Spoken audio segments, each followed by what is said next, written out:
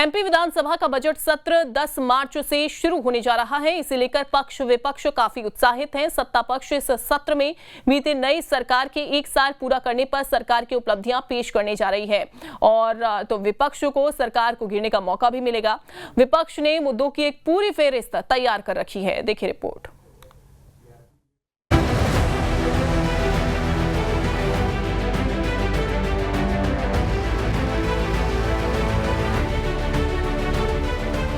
Budget सत्र के दौरान विपक्ष ने सत्ता पक्ष को घेरने के लिए मुद्दे तलाश कर लिए हैं। सर्वाधिक जोर सौरभ शर्मा कांड पर दिया जाएगा।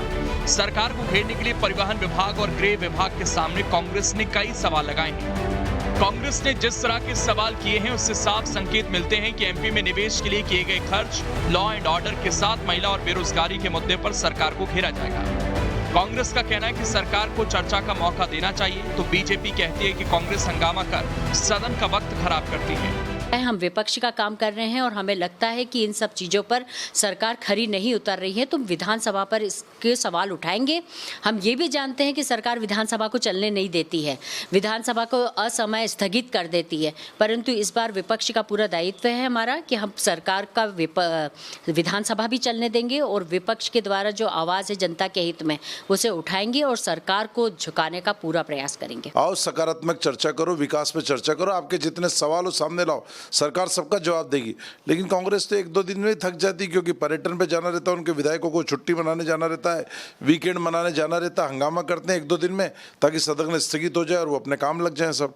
हम तो चाहते हैं कि हर मामले के सवाल पूछो, सरकार सबका जवाब देगी। विधानसभा के नियमों को देखें तो एक विधायक को एक दिन में 4 सवाल करने का अधिकार है। 2 तारांकित प्रश्न जिस पर सदन में चर्चा होती है और विधायक विभागीय मंत्री से सदन में पूरक सवाल करता है।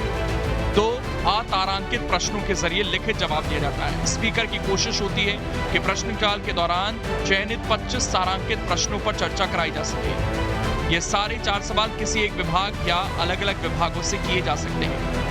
बजट सत्र को लेकर विपक्ष ने ज्यादा सवाल दागे। कांग्रेस से अधिक संख्या होने के बावजूद सवाल करने में बीजेपी विधायक कम नजर आए। ध्यान आकर्षण, स्थगन प्रस्ताव समेत लोक महत्व के विषय पर चर्चा के जरिए भी सरकार को घेरा जाता है, जिसके लिए 4 मार्च से प्रस्ताव मांगे जाएंगे। विधानसभा की कार्यमंत्रणा समिति और विधानसभा स्पीकर इस पर फैसला लेंगे। शून्यकाल के दौरान भी ज्वलंत मुद्दे उठाने का मौका मिलता है।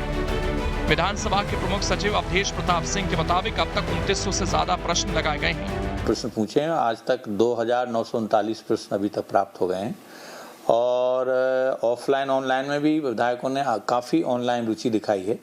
करीब 1700-1800 प्रश्न तो ऑनलाइन आए हैं और 1100 करीब हमारे ऑफलाइन आए हैं, तो इसलिए ऑनलाइन ज़्यादा विधायकों ने भेजे हुए हैं और काफ़ी महत्वपूर्ण विषयों पर, जैसे हम जानते हैं कि लॉ एंड ऑर्डर से लेकर के तमाम जो ज्वलंत विषय होते हैं उस पर माननीय सदस्य प्रश्न लगाते हैं। वैसे ये बजट सत्र है जिसमें 12 मार्च को बजट पेश किया जाएगा। 10 मार्च को राज्यपाल के अभिभाषण के साथ इस सत्र की शुरुआत होगी। 11 मार्च को प्रदेश की वित्तीय स्थिति की जानकारी देने वाला आर्थिक सर्वेक्षण रिपोर्ट पेश की जाएगी। सत्र के दौरान बजट पर विभागवार चर्चा भी होगी। विपक्ष ने जिस तरह ज्यादा संख्या में सवाल लगाए हैं उससे लग रहा है कि सत्र हंगामेदार ही रहेगा। सरकार को सवालों के जरिए घेरने के मामले में बीजेपी पीछे है और कांग्रेस कहीं ज़्यादा आगे।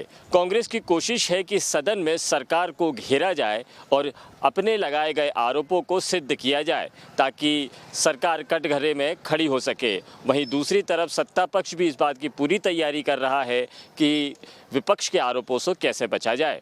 वीडियो जर्नलिस्ट आशु के साथ संदीप हमरकर, न्यूज़ स्टेट मध्य प्रदेश, छत्तीसगढ़।